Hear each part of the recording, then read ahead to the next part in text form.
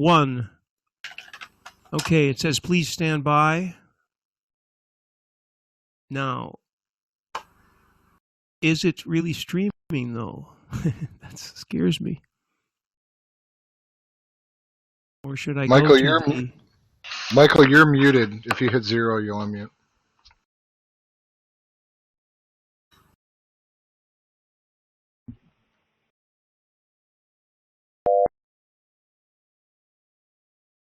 Okay.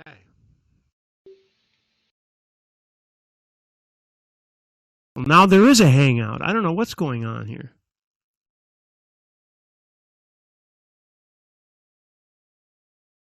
PILW. Let's make sure that the...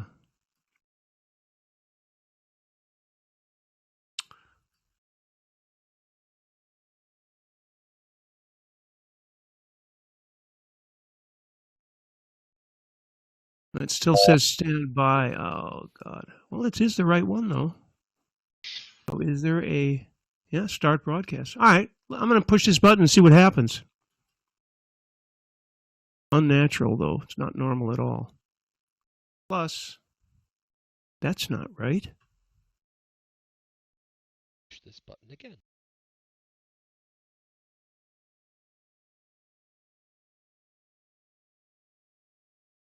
I'm unmuted. I'm totally not getting what's going on here. Hi, Tim. How you doing? Bria. I'm good. This is Bria on a iPod Touch. Unusually for me, I'm using SIP.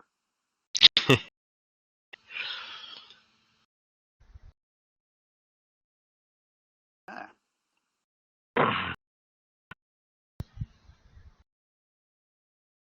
How long the battery lasts. Okay. This is absolutely fascinating.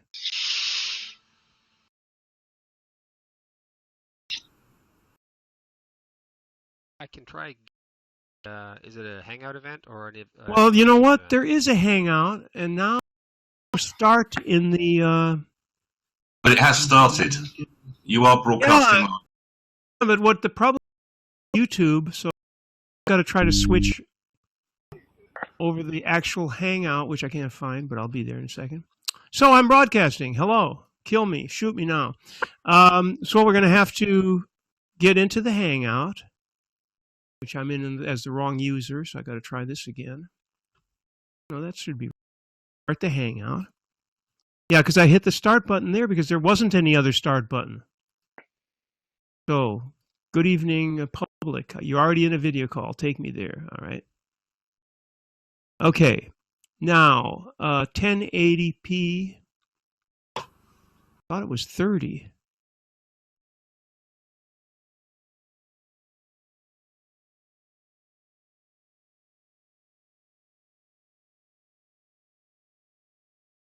Get into it. It's going to happen. Be patient. I don't want to join it. I think it's going to happen in just a moment. Okay, so taking it from Wirecast. Come on. This is totally unexpected, but we'll get to it. Output. So we want to go to the virtual camera output, start, and hope that something happens. And the virtual camera isn't installed. Okay. How do we do that? Virtual camera out. Virtual microphone. Start. Ah, okay. Well, hey, we're doing a live install of the... Oh, you know what? What if it requires a reboot? That should be fun. This is the kind of thing we do, though. Constantly. External display output. Okay. Virtual camera. Let us start. Oh, install it for this computer. How do you want to install this software? Continue. Quickly. Install. Right? Oh, this is going to be a restart of the entire box. Bye. This Yeah. time is killing us. Yeah, I know. This is horribly expensive time. Well, the problem is that I wonder what happens to the broadcast. Can somebody Well, else Randy, get? So there is- I've put our broadcast link, which is live and streaming right now, Good. in the channel. Yeah, that's perfect. IRC is something I don't have on now. I'm just trying to think if there's an invite. Let me see if I can invite Michael in or somebody. Your broadcast is live. Yeah, I know, but it should be like you. nothing there, right? I'm gonna put. Well, I have Wire on. If anybody else does, I'm gonna put in our room. You've got the Hangout event, that's the invite. Okay, so James or Michael or Andy would be the best because they've got the authorization to get in there as VoIP users, so that the Hangout doesn't drop, and then I'll go ahead and reboot. I mean, what else can I do? I'm in it, but I'm not seeing anything, but I'm in it. Well, I'm in there as VoIP users already. are in, so okay, close. So there we go. So you guys are. You can go ahead and.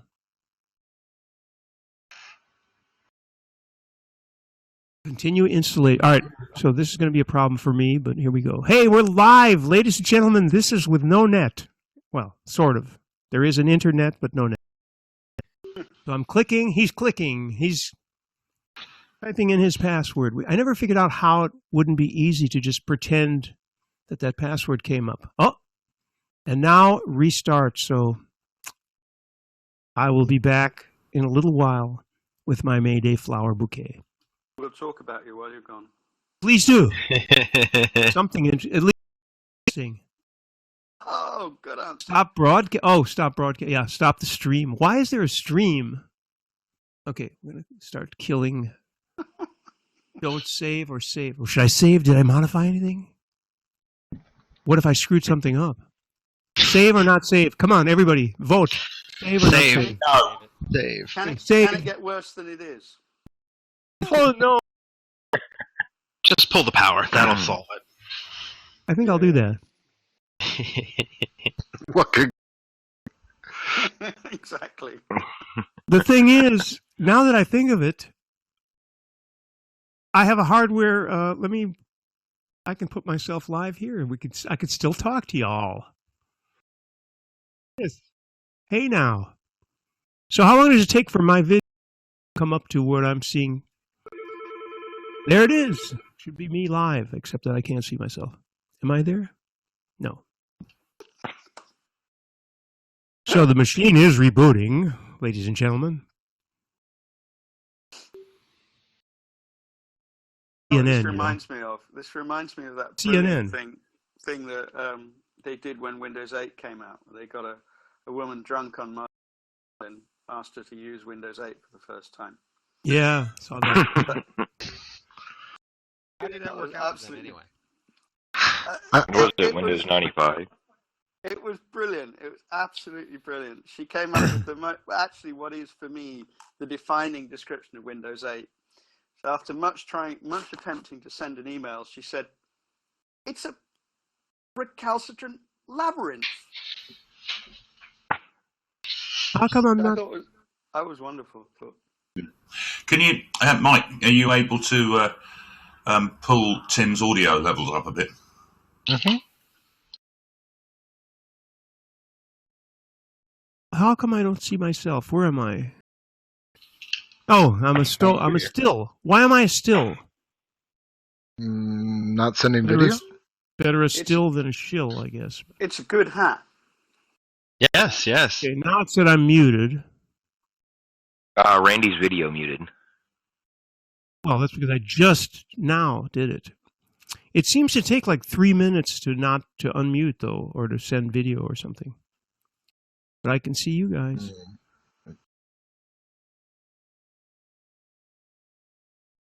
I'm rolling a local recording on all. So Do we want to get? We really well. Let's just wait, if you will. God, the reboot is incredibly slow too. What if it didn't reboot? Oh no, here comes the light. All right. Well, I see that the Meerkat stream is still on, so people are seeing 2 gray screens booting. Ah, there we go. Nice background. Oh, I see interesting Mac news. It doesn't save which screen is which, so you have to go back again and reconfigure everything. All right, thank you very much. Also, whenever there's an update on the new Been there. Yosemite, if you have another language keyboard, you have to reset that as well every time you reboot. Yeah, they're losing their edge on Mac OS. They are really messing. If you're with things persistent up. enough and you keep trying, it tries. It's kind of like the shell game. Yeah. You just you can arrange them on the display thing, but anyway, sorry, but you know this is what happens. Yeah, you.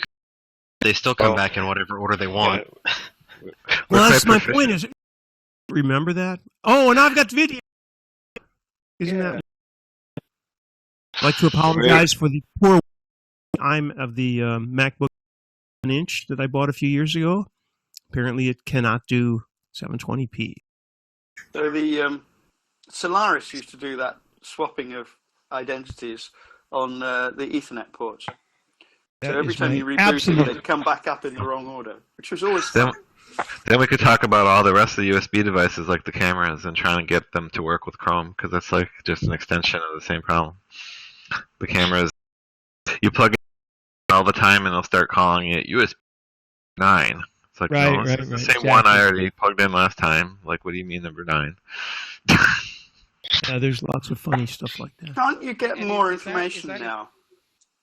Is that in part because you're plugging it into a different port and it sees each USB port as each instance of a camera on a USB port as a separate identity? Yeah. Most likely, yes.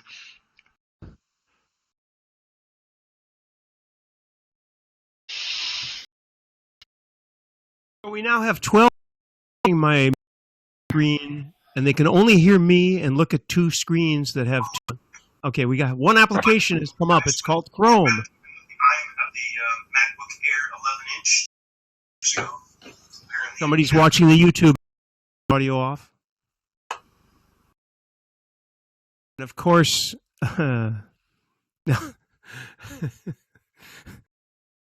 laughing to keep from crying. All right. Amusing. Finding the Hangout will be fun. Let's go to VoIP users. I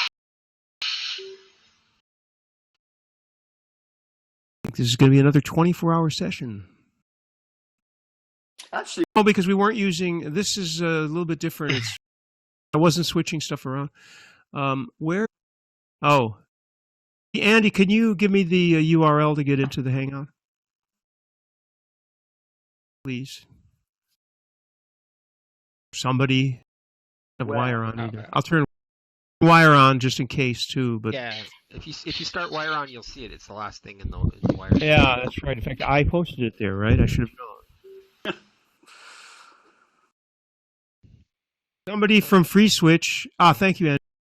Got up actually. You FreeSWITCH folks maybe want to, if you're streaming live to YouTube, you may want to start things while I try to get end set up, or at least explain what's happening.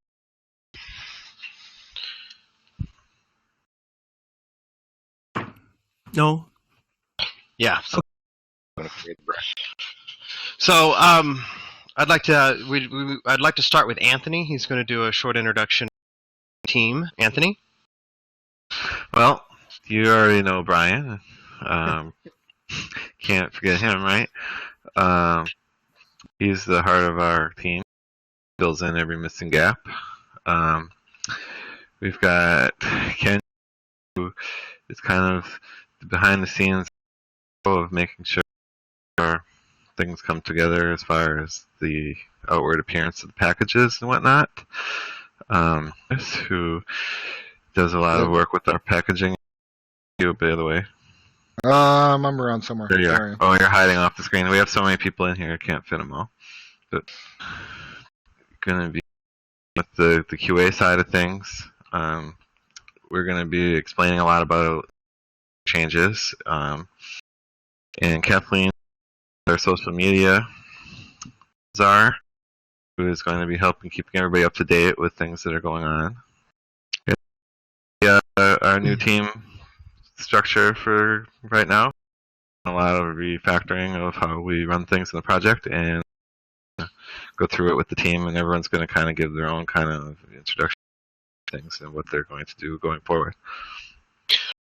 Okay, so we're going to start with give us an update on Stash and how we manage our code. Alrighty. So as a brief overview, we've done a whole lot of infrastructure improvements lately. And one of those improvements is we've moved all of our code to use Stash, which is a Git hosting system similar to the functionality of GitHub, but it in a common core authentication system. So as we go through some of these tools, you'll hear they all use the same authentication system, so they're all kind of integrated. So what Stash offers us is with full permission control, which allows us to let you create forks, you create your own branches, can push branches. So we'll have a core team that can push things into master and the release branches, and users will be able to directly from Jira create a branch, a bug, and then you can create a pull request.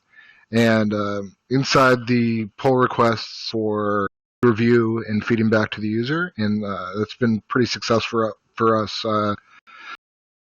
Typically on pull requests, I can go right on a line-by-line basis and provide comments and feedback of what issues we may be having with a patch before we can merge it, and it gives us a much lower overhead way for us to merge end-user contributions. It's also allowed us to have the flexibility to potentially third-party related projects since we have this hosting infrastructure up. So if there's other communications related open source projects that are looking to have access to a system like this, please talk to us and we may be able to help you out. I think that's the also Stash gives you the ability to dig in and do visual diffs of look at every commit, branches, and all the good Git visualization stuff. So it's pretty handy. And next we're going to have Ken and William talking about Bamboo, which is our continuous integration build system we have up and running now. Yeah, guys, thanks for having us here today, Randy. Bamboo, for you guys that aren't familiar with it, is kind of like DI or one of those same continuous integration environments. And what it allows us to do is by integrating that with Stash, every time we make a commit, it automatically fires off these jobs. And as part of these jobs are automated builds. So we're currently building on every commit on Debian and CentOS, coming racing down the pipe as Windows and Mac. And we'll be adding other platforms for that as we move along. So with that, that also allows us to, on these commits, go ahead and build packaging so we can have more consistent, more thorough packaging across the board and have that all consistent across all the different platforms at the same time. And that just really streamlines things for me, doing all this packaging. So that allows us to do other things like ISOs and such also. So it's really cool because once we've got it configured, we really don't have to do anything. We make a commit or make a tag, and it just, boom, it just goes and spits out everything. So if you're using a perfect example is in the current FreeSWITCH Debian repo for getting the latest debs, that's all automated. So we tag it, it goes. So Bamboo itself is not really exciting, I guess you could say, but the automation there helps us expand what we can support here. And as part of that is QA and automated testing, and I'll let Willie tell you. Right. So one of the awesome things that we build on a wide variety of platforms, Debian, Windows, Mac, etc., compiler.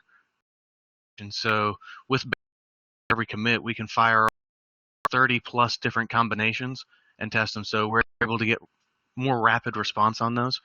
It also allows us to hook into automated QA frameworks, such as system spin up, FreeSWITCH into common use case scenarios, PBX environment, SBC environment, multi FreeSWITCH environments, and then run scenarios against it.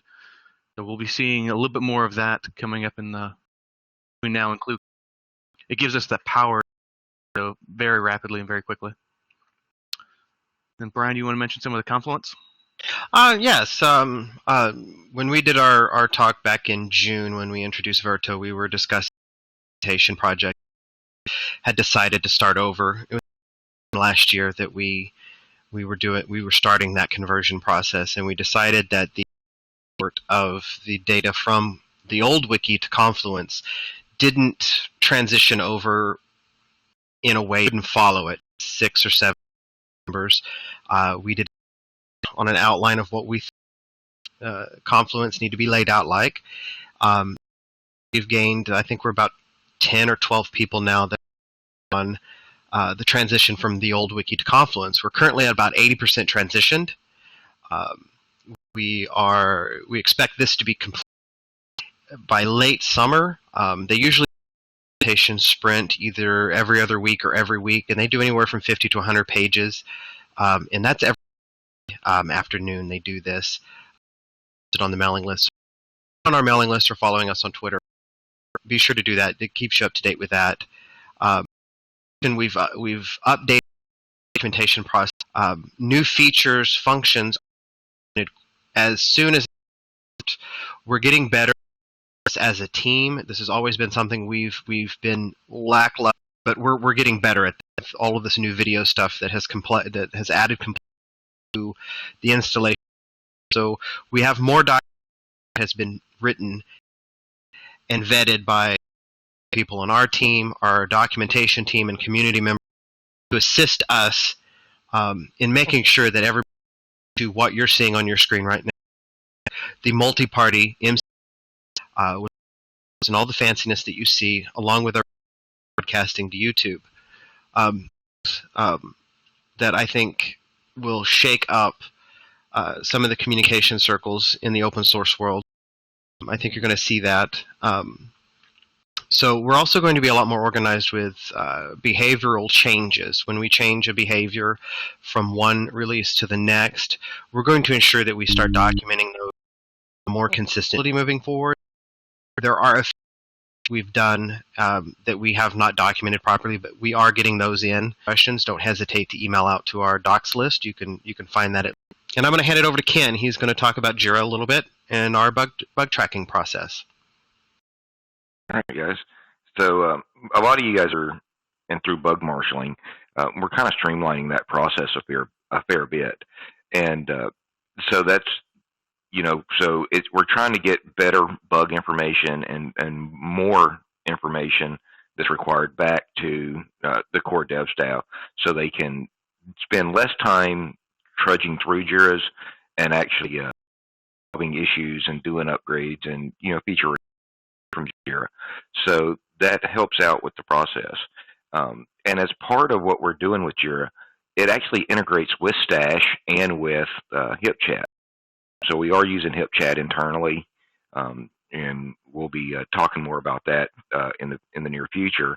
But what this allows us to do is via HipChat and via Jira and via Stash, really get that process unified so we can tie the Jira back to the commit, back to the pull request, and then if there's something that needs with the Jira integration in HipChat, you can literally see those comments and those Jiras in context with what you're talking about there in HipChat, and as well as if somebody mentions a Jira ticket, we can just, the link is automatically populated.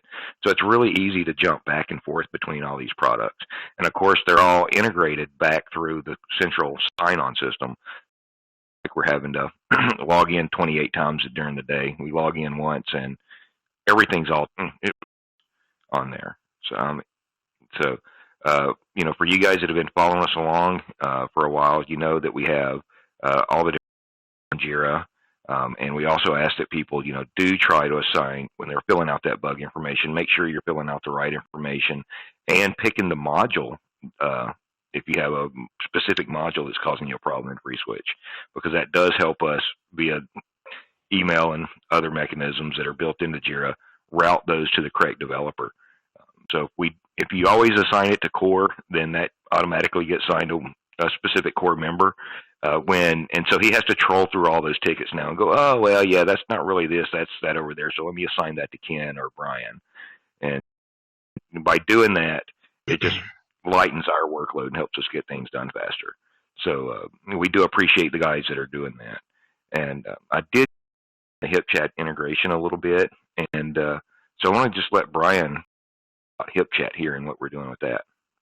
We've done with HipChat. So if a new person arrives at this issue, they're able to discussion if they channel. This allows communication back to previous conversation to search through chat history. We can and reevaluate what communication with the original or a new party to the JIRA. This allows us to be more efficient with communication between team members. So that's a huge plus for us. Pretty much all I have to say about HipChat. I'm going to hand this over to Anthony to give a discussion about our FreeSWITCH 1.6 that's coming out. Anthony? Yes, so we've spent all the time last KubeCon on where we had finished and showing off the new WebRTC and audio stuff that we did, focusing on the video side. And basically, before we started, what we had was pass-through video, meaning you could, if everybody was using Chrome, for instance, you could use the video conference. It would just kind of route the packets to everybody else. We'd use some technology who's speaking and video stream to everybody else, which it had some issues because the way that video equipment operates, it expects to have request repeats of frames and a bunch of other advanced features. You obviously can't do just doing the passing through.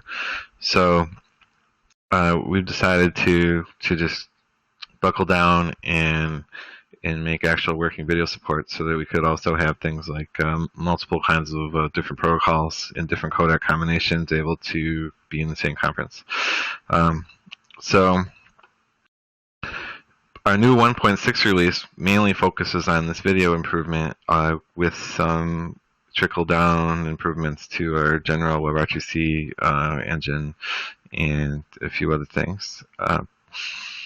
The most important thing about the video is that you can make video codec modules for FreeSWITCH now, which can decode and encode video to a generic format so that they can then re-encoded and distributed. Right now we have VPX, which is VP9. VP9 does work, although it's very experimental on Chrome side still, so we kind of have to follow along when they're ready for it, and they're still probably within 6 to 8 months of launching that. But if you do use Canary, you can turn on a special mode to enable the VP9, which we can actually work with, but that's very, very bleeding edge right now. And we've had H.264 working through multiple ways. Played around with OpenH.264, and as well we're using libaby codec, which is the system's H.264 of choice, which tends to be by default on most systems to be H.26x, which is just installed on your system already. And it's an abstraction layer, so just by using libaby codec, it'll pick whichever system set up to use. We have both of those working. I think right now, I don't remember which one of them we have in place, but there's some people in here using it. Some of the calls are SIP and they're using H.264. We're also ready for the browsers to be using H.264. Only Firefox can do it so far, and it's in the plans to work, but they're kind of they've got a big agenda, and they're getting to. But once we went and made the video encoding capabilities, we had to invent, implementation of the RTCP extended feedback mechanisms, which are used in most video editing, just ordinary SIP, kind of higher end, as well as the WebRTC.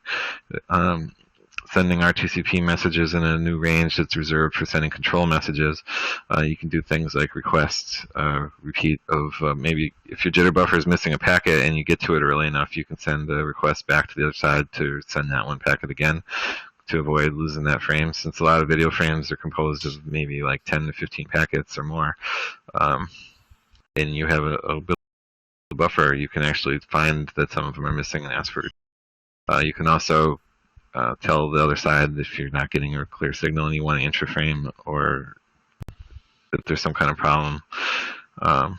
We're also looking at one for bandwidth control that is kind of, I think it's implemented in Chrome under like it's the RAMB spec, and it's not official yet, but I think Google's playing around with it because we're interested in doing some of those things so we can change the different bandwidth. Like everybody who's in a little picture, for instance, right now we could send a message to your browser or phone to send a smaller amount, the smaller video size, since we're just going to shove it in a little box anyway and turn it up if you're the guy talking and stuff like that.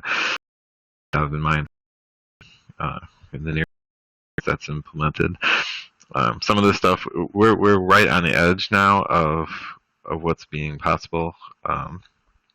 There's support in the works for choosing the devices still. That's how new everything is. Like right now, we've implemented being able to pick your camera and mic. You still can't pick your speakers, and that spec is just about to be finalized. Once it is, we'll try and play around with it and add it in. And we also have some other, codecs. Since there's more than one now for some of these things, we had support to load them both. Previously, most FreeSWITCH modules that implemented codecs and things like file formats were only able to load one for any particular file format or codec. But we added support now to reference them by name. So say you have two different H.264 codecs, you can actually pick the module that and have them both load at the same time.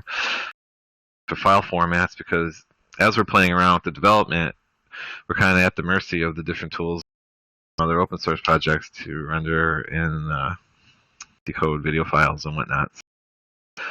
In order to play around with those easier, we added support to pick the module you want to use for recording or playing back.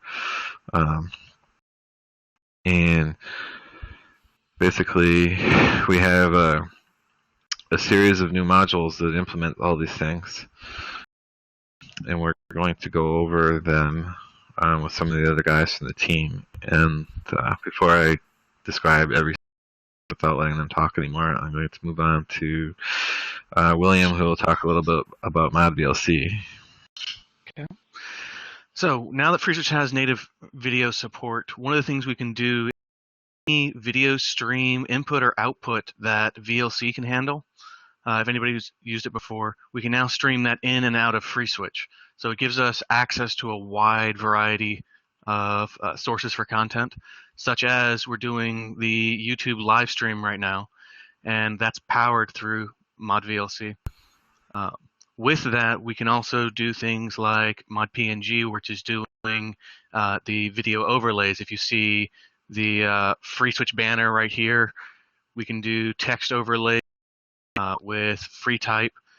We have a module called Magic, which will play a PDF, and you can actually navigate it in the conference for doing text displays. We don't yet have anything for PowerPoint, but I think that's on the list. So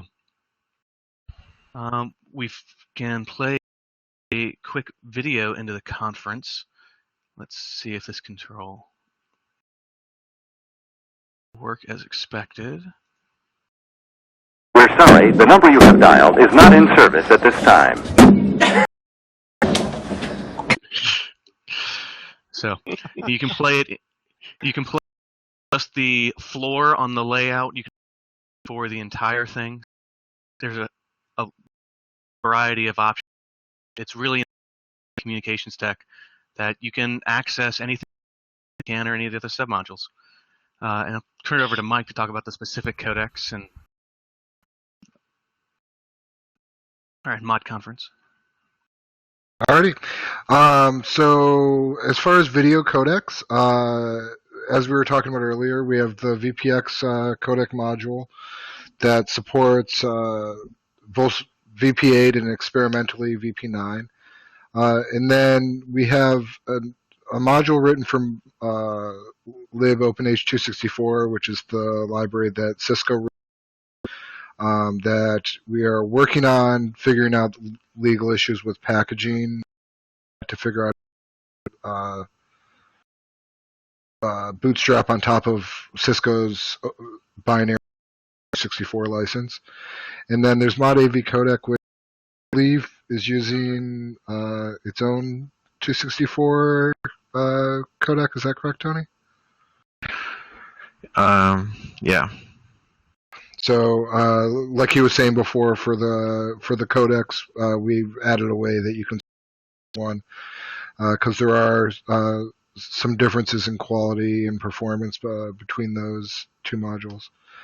The video codecs we're supporting currently, it's a pretty flexible interface. So anything else that's out there with the library, we can potentially support, and we'll definitely be looking at those in the future. The exciting feature set that we have in conference is probably the most interesting main feature that we've added. The conference MCU support, which I mean, for the most part, what you see on the screen is this. So talk about the features. The Brady Bunch style MCU. The layouts of the MCU are flexible, so we can on the fly change the layouts. So now we're in a grid kind of layout, and I can just change us back to this layout as well. So that's a completely on the fly. Second, I just messed up my. That gives us the ability to change that on the fly. There's also a concept of layout groups. Layout groups let us go through a list of layouts depending on the number of members current in the conference. So, for example, that 4x4 grid that we had, that group called grid. So if you have people in the conference, you're going to have a 2x2 grid. The second you get to 5 people, it's going to switch to a 3x3 grid. And those layouts are completely configurable. So you ones where a floor party, the person holding the floor switches like we're on right now, or something with the grid, or a more presenter style layout with overlaps, and it's completely configuration file based. Anything you can imagine, we can we can do. So from the base MCU standpoint, that's the core feature. Another thing we're able to do in the MCU is do a codec optimization. So for each codec, by default, we encode a single stream. And then you can, if you've got people with requirements, they can override that. So I know we have 264 and VP8 members in the for 10 or 12, 13 people in the conference. So greatly reduces our overhead. Obviously, we decode everyone's video who is on the screen, but if people aren't on, we like we were talking earlier, we are close with the guys in the Jitsi team, and we think that the MCU feature set provides a very complementary feature set to SFU to create a full product. What features do we have? We have, as you can see on the screen, the ability to do video logo images, as well as a full text renderer that we can place text over your video. In the logo image works similar to Michael Gray's, where it can use transparent PNGs and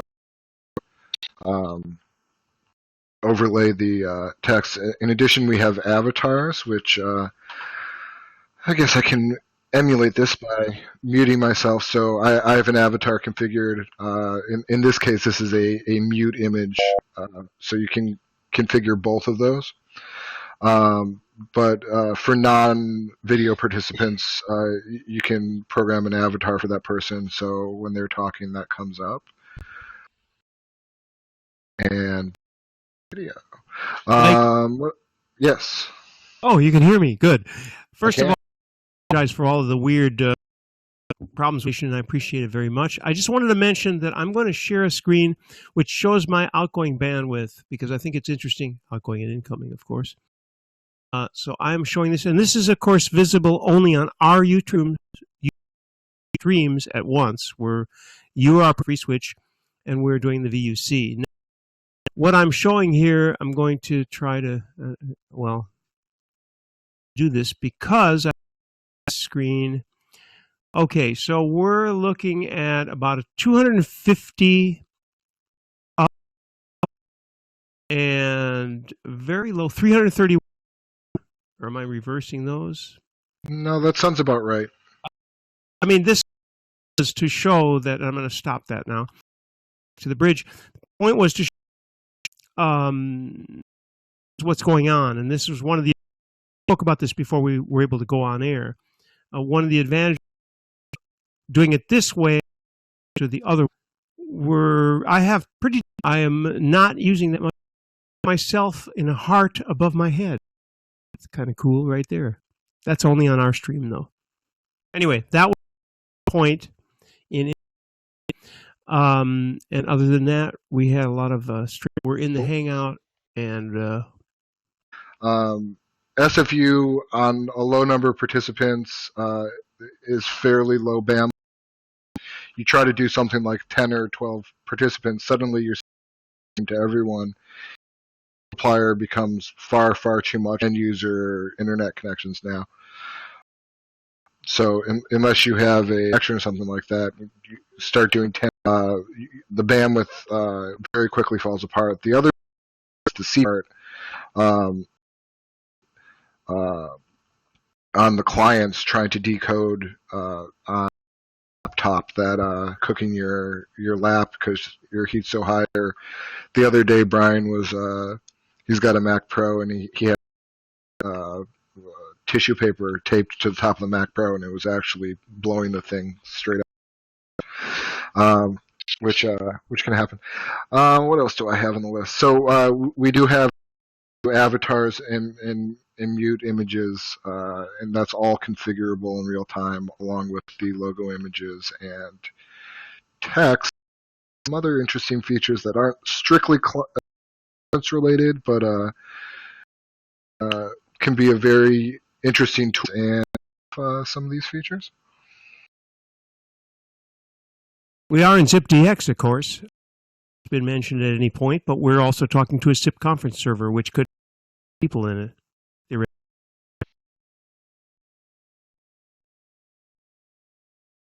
All right. Let's see here. There's a little example. We had people joking around. Your video stuff looks great, but you make people have mustaches. I won't use it unless you can do that. So we figured we'd play around with ModCV, which is OpenCV, to do facial structure and whatnot. And here's a little demo of one thing we can do. If you have a look at Brian.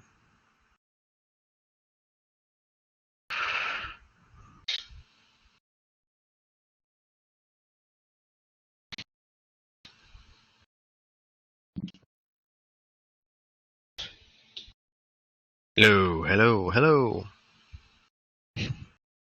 cool Viking with a mad stash.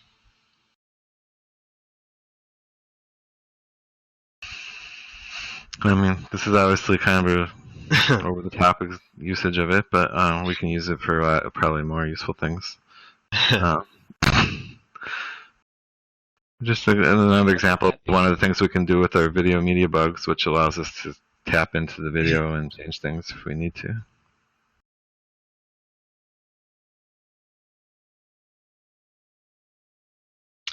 Could be used for, let's see if I can get the floor. So we have the title going across and overlay. Let me scoot back so you can see.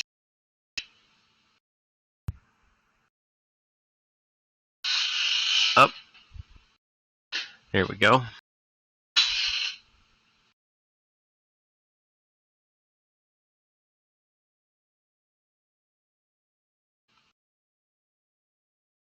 Another thing we can do in addition to graphics on top of what it detects is we can fire events when it detects something. So we have some other demos where you can say automatically mute if you walk away or if you're not paying attention. You know, this is a new realm of things you can play around with. For example, if I cover my face, no, it's not. Let's see here. There, see? Now, let's see. It should be back. Yeah, I took it away now. Oh, you took it away. I think we made the point. Yeah, I think. So, I've got some items to share as well. Let's see if I can get this to appear. We had a screen share, but it doesn't appear that my Chrome is nice with.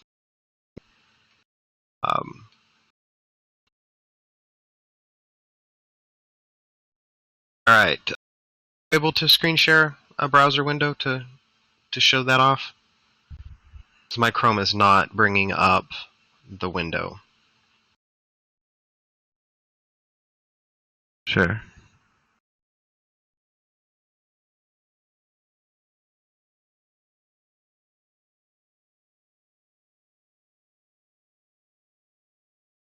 Let's see here. But we're all here. Let's see where it's screen share.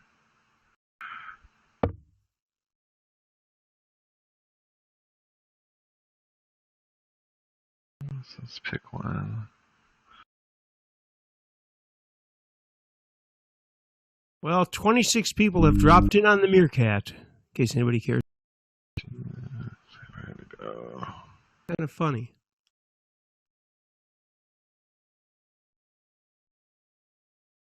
I'll find a good one. All right.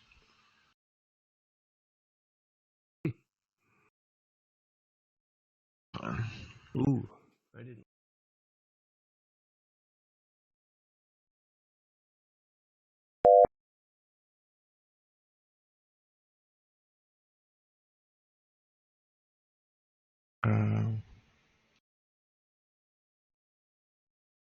Now you're giving away that we actually had notes for this presentation.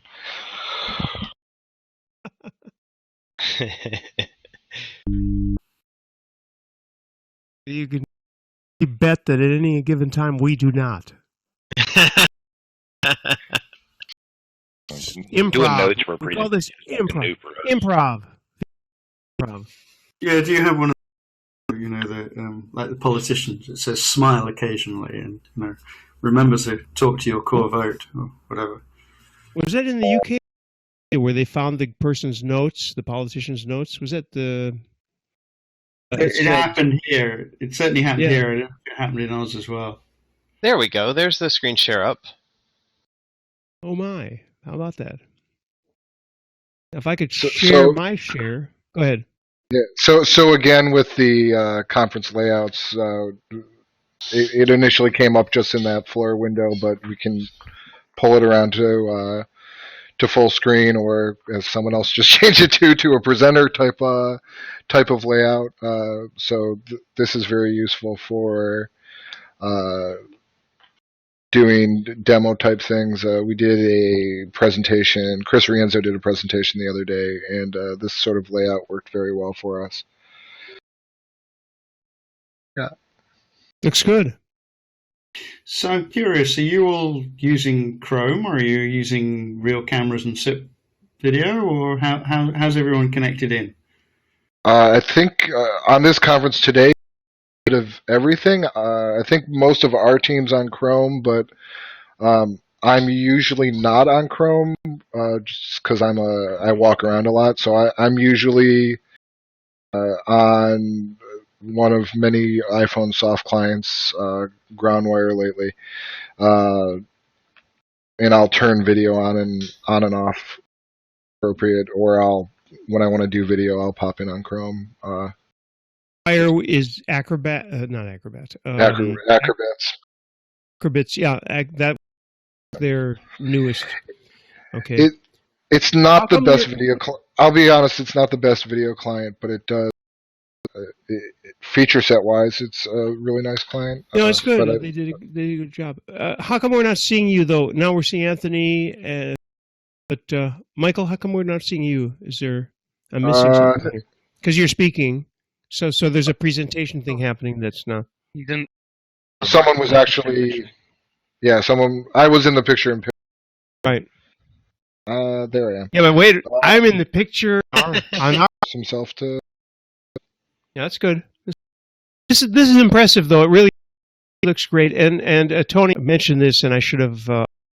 I couldn't because we were rebooting things. But this, what people are seeing on our channel, the VUC.me, or the YouTube channel, a screen that blurred down compared to what I'm seeing on my actual screen. It's pretty good, but it's not quite the definition that you would be getting. Are available in 1080p, which I can't do. So we're doing a 720p set. You're not seeing the complete depth. If you are watching on YouTube, it is correct. You want to compare the two, and I think one of the reason today is kind of able to compare. So go check out a FreeSWITCH and the. I don't even know what our channel is called. I think it's users. /VoIP users on YouTube, watching this as a subscriber or member or whatever, go check out the other thing, which would be on the FreeSWITCH channel, and see the difference between, especially since we weren't able to start. But anyway. Alrighty, you guys. It is by default. Yep. So one of the functionality that did land in one can be a top is we have a new, so it'll take all the events out of the RabbitMQ bus and then run them on FreeSWITCH. Minor feature, but it lays some interesting. Change over to some of the packaging side. A lot of the that we've had to deal with is more bleeding edge. For instance, Chrome is usually ships with barely simplified the FreeSWITCH installation now. So public repo, there's a single meta package that you can, and that'll track all the modules. We actually have 3 variations of it. One, which brings down all the packages just for the FreeSWITCH core, for the FreeSWITCH core plus the default. And then one, if you just everything and don't have to deal with packaging, you can video depth package, and it'll just keep your system in sync, correct dependencies. And on our public repo, we've had several people come test the 1.4 as well as some of those 1.6 video functionality. So all the depths are there. Need a hand getting additional platforms for packaging. Like I said, there are over a dozen libraries that we need access or that we require to run video. For packaging is an Ubuntu user and wants to give us a hand. We could use some assistance packaging and testing Ubuntu LTS release. Did you have anything you wanted to add to that, or? No, you covered my part too. Like we said, we're working hard. This class and easy to do for everyone. So if you have a platform other than in Jesse, we need your help and get a hold of me. We've got a lot of experience necessary to get a platform fully supported, but we can't do every opportunity by ourselves. So if you like a different one, please, and we'll give you all the information you need to get your place to be supported. And, one thing that I did want to talk about a little bit. In the past, we had been a CentOS kind of shop. CentOS has gotten CentOS 5 that we're on has gotten a little bit stale. CentOS 7's. When we went to do all of the work on getting video up and running, we had a list of dependencies. In Debian Jest it was really the coming out that was going to be suitable for the dependencies we needed. So, and also we found that responsive and that the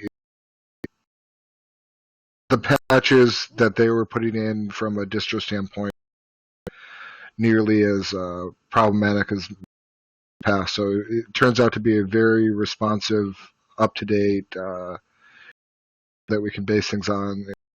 The functionality was there. It greatly reduces our workload of having to. So why we're on Debian Jesse now. Like I said, we're more than happy to work with you if you have a different distro you want, but I would expect that it's going to be a decent amount of work. So talk to us, and we're happy to help you out. And send this on to Brian to talk about. I'm going to talk about. I'm going to give a ClueCon update. As Anthony had, we have going to be our social media czar. I'm going to hand it over to Kathleen for a moment to discuss how to keep in touch with Kathleen. Hey, go like us on Facebook for ClueCon and for FreeSWITCH, and follow us on Twitter, and you can get all the latest updates and news and fun stuff we're doing. And make sure to register for ClueCon as well, so you can be there and have all the fun. Yeah, I think that's good. All right, thank you, Kathleen. Early Monday night. First come, first serve, first 100. We also have a hackathon. If you follow us on Twitter at FreeSWITCH for updates, you'll information about solidify some of the event. That we have a 13-inch MacBook Pro that will be the. If you read 30 tickets per day for the raffle and tickets for our Tuesday evening reception. Yeah, plan a wine tasting as well. If we could get Randy to come out. Let's do this thing. So, if you register by June 1st, you can 6 drink tickets. June 15th and July 5 tickets and 1 gigabit drink ticket. So register early. Did you say before? Because May 1st. Hey, well, yeah, day for people, but the tickets go down June 1st to 20. So we've had a flood of people. They go down on just possible. Now, use your you get for your registration. Track of our Twitter feed. Last year, I gave real-time updates for logistical changes, so I could relay information to everybody that had attended. People had missed those, so please follow us on Twitter. I'm going to hand this over to Ken. He's going to talk about the hotel at the hotel. Ken? Right, yeah, guys. So this year we'll be back. If you were at ClueCon last year, we're going to be back at the Intercontinental. Is actually a really nice hotel there in downtown Chicago. It's centrally located from the airports, and you're also right there at the conference if you stay at the hotel. A lot of people, they want to look around and see if they can find different accommodations. But staying at the hotel is, in my opinion, an important thing to do, because once you're done with the day, it still gives you a chance to hang out with everybody, go have dinner, come back to the hotel, hang out. There's plenty of activities near the hotel, and so you can find your way back to the hotel and not have to go 57. But you never know what's going on in the ClueCon event hall after the conference. You may find Tony, for instance, not coding, but with the guitar in his hand, and just hanging out with a few people and jamming. You can find Brian hanging out in the area. You can find people that are there. You might even run across somebody like Phil Zimmerman just sitting around. A chance to hang out with, all your peers in the area, and then not have that far to wander. And then when you get up the next morning, you're not having to fight traffic or Chicago transit system, so you can get back to the hotel. So it's a real time saver while you're there. It also allows you to, crowdsource what's going on, so you can crowdsource where's a good spot to eat, especially if you're not from Chicago, because we do have several people that are there that are from Chicago and that love to play tour guide. Plus, this will be the 11th ClueCon, so a lot of our repeat offenders for ClueCon are getting really familiar with the city. So you guys come on, hang out.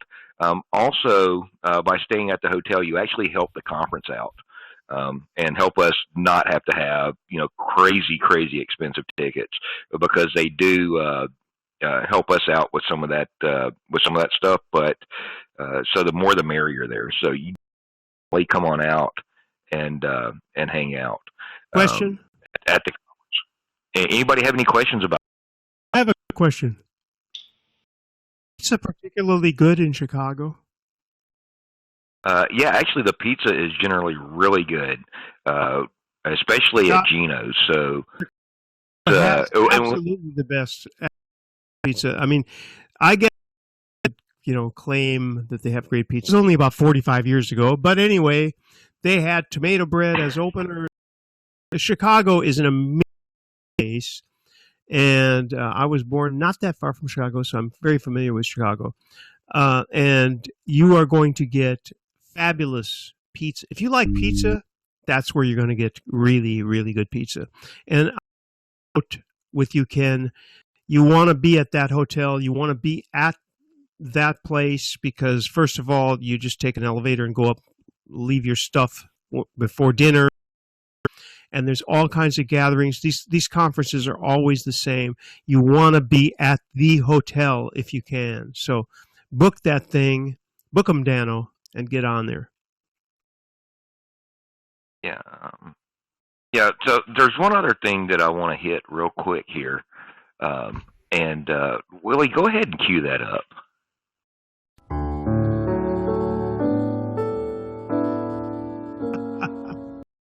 All right.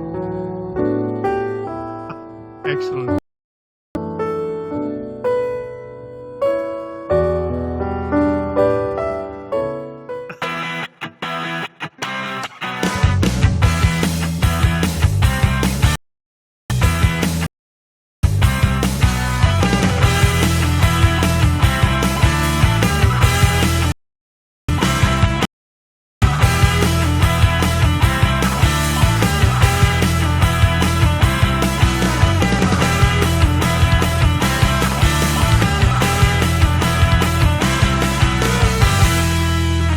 It was fantastic. It went really well. I know that guy.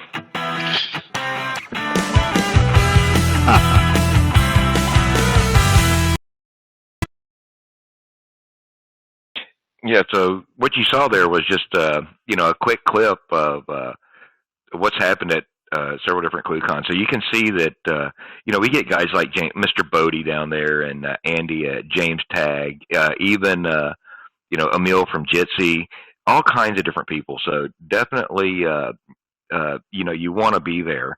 And speaking of those guys, I want to hit on another topic real quick, and that's speaking at ClueCon.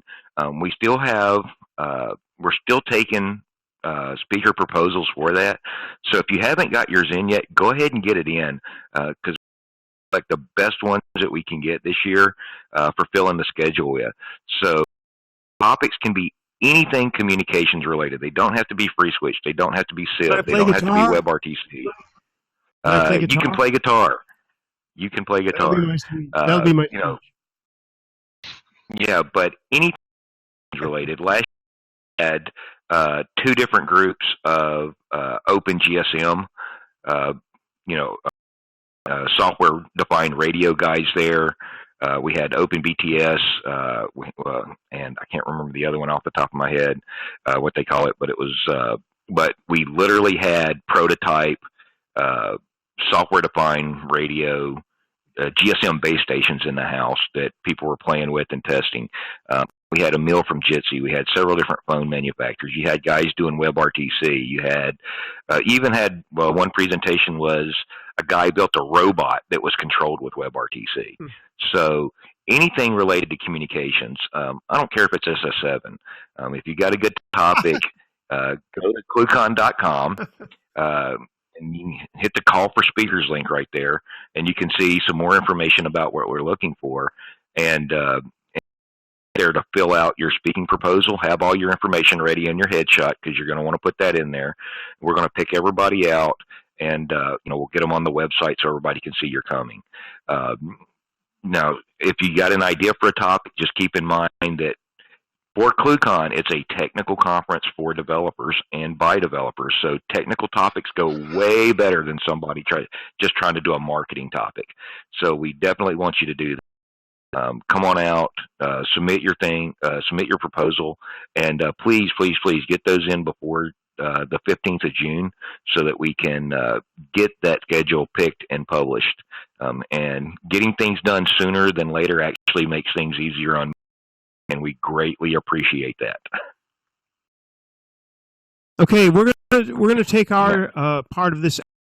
Thanks to everyone. Anthony, you can, Michael, William, and I'm forgetting. Kathleen. Thank you, everybody at FreeSWITCH. Again, you go to freeswitch.org. I apologize. We messed up in the beginning. Wasn't our fault, really, but this is the way these things. We're going to run a little. I'm going to shunt down the audio from FreeSWITCH, so you guys can go ahead and continue on your stream, but something here, and we're going to take it out, and then we will be back with the Mature Audiences segment. So here we go. All right, and while Randy's doing that, for everybody still watching on the FreeSWITCH stream, and if you want to, if you need any help with ClueCon, whether it's getting your speaking proposal in, making sure you've got your tickets for ClueCon, or maybe you work with a company that wants to sponsor ClueCon, the site at marketing is on bluehost.com. We use zipdx.com for our wideband, full-featured conference bridge, and our local lens are from voxbone.com. Every Friday, 12 noon. See you next week.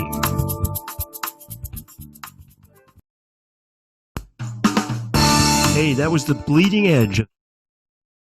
That was the bleeding edge, but it is no longer the bleeding edge. All right, we're going to kill that. Thanks, everybody. Great to see y'all. So, Ken, did you want to run into questions, or?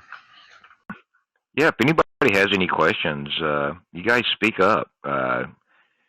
We've covered a lot of topics today, so if anybody has any questions, let us know. Did we get any questions on the VUC channel, Randy, that we need to touch on? We were so screwed up that I had to end it. Shame on me. I had a few, but I think Mike and Tony. If you was on there. Hopefully you got them. I wasn't even on that because I had another issues to deal with here. Yeah, I've been sitting here trying to keep an eye on what's going on here and keeping an eye on the camera out front because I'm surprised AT&T didn't show up and snatch me out of here right in the middle of the right in the middle of the thing because I'm expecting a splice tech to show up to splice into my fiber, and you know they always want to do that at the. Of course. Guys, let me wrap up our broadcast. I'd like to thank everybody for joining us. If you have any questions, concerns, thank everybody for their time.